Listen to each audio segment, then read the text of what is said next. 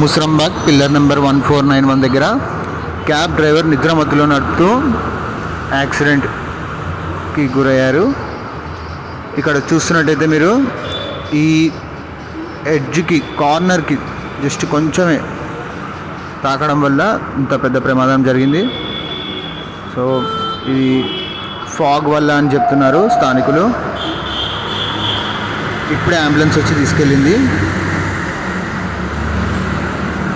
So ఆయనకి చిన్న చిన్న గాయాలతో అతను సేఫ్ అని చెప్తున్నారు, ఎందుకంటే హెయిర్ బ్యాగ్స్ ఉండడం వల్ల.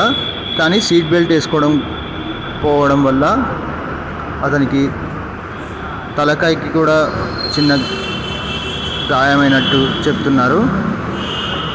చూస్తున్నారు మీరు టీవీ టవర్ చౌరస్తా దగ్గర కొంచెం ముందు యాక్సిడెంట్ జరిగింది.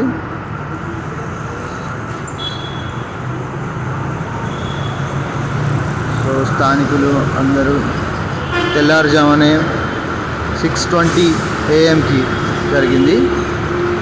సో కార్ పరిస్థితి చూడండి ఎలా ఉందో, మొత్తం ఎయిర్ బ్యాగ్స్ అన్నీ ఓపెన్ అయిపోయాయి.